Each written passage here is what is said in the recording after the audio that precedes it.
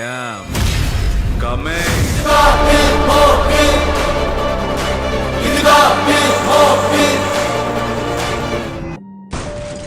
కార్లు బాగుకొట్టారు, ఇల్లు బాగుకొట్టారు, ఫ్యామిలీ మొత్తం బాగా స్ట్రగుల్ అయ్యారు, బాధపడ్డారు. విపరీతమైన దాడి, అసలు ప్రాణాలతో బతికుంటామా ఉండమా అనేంత పెద్ద దాడి. ఆ దాడి తర్వాత కనురెప్ప పాటులోనే జైలు.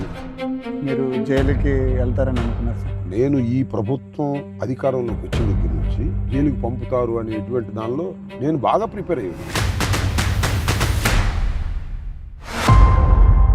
1972 అప్పుడు ఆంధ్రాలో ఉన్నవాళ్ళు మాకు ప్రత్యేక రాష్ట్రం ఆంధ్రప్రదేశ్ కావాలన్నారు, తెలంగాణ ఉన్నవాళ్ళు తెలంగాణ కావాలి.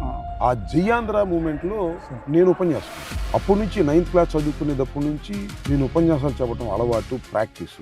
రాజకీయాల్లోకి వచ్చిన తర్వాత నా కంఠం మరింతగా పదునెక్కింది, విమర్శలకు కూడా పదునెక్కింది. కాంగ్రెస్లో ఎట్లా ఉంది సార్? ఇప్పుడు జగన్ గారి దగ్గర ఎట్లా ఉంది సార్? రాజశేఖర్ గారు చనిపోయిన తర్వాత కాంగ్రెస్ పార్టీ అధికారంలో ఉంటే కాంగ్రెస్ పార్టీలో ఉన్నారు చాలామంది. నేను కాంగ్రెస్ పార్టీని చీపమ్మని జగన్మోహన్ రెడ్డి గారి దగ్గర ఉంటాను. అది నాకు మంచి అవకాశాలు క్రియేట్ చేసింది. లేకపోతే వాళ్ళు ఎక్కడుండేవాడిని నేను కాంగ్రెస్ పార్టీలో ఉంటే. కాంగ్రెస్ పార్టీలో నాతో పాటు ఉన్న వాళ్ళు ఏమైపోయారు? మీరు రాజశేఖర రెడ్డి గారిని చూశారు, జగన్ గారిని చూశారు. వాళ్ళిద్దరి మీద వ్యత్యాసం మీకు ఎట్లా అనిపించింది? రాజశేఖర రెడ్డి గారు జగన్మోహన్ రెడ్డి గారిని పోల్చాలంటే జగన్మోహన్ రెడ్డి గారు ఆధునిక రాజశేఖర రెడ్డి.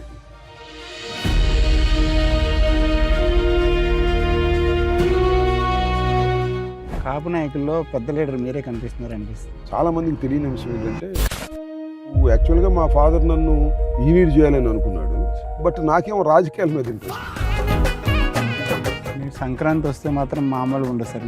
నేను భోగి మంట వేసేటప్పుడు వందలాది వేలాది మంది ప్రజల్ని పిలుస్తాం, ఒక మంచి పాటను పాడిస్తాం, ఆ పాటకు నేను డ్యాన్స్ వేస్తాను. ముసలోడ్ డ్యాన్స్ అనేటప్పటికి స్పెషల్గా ఉంటుంది.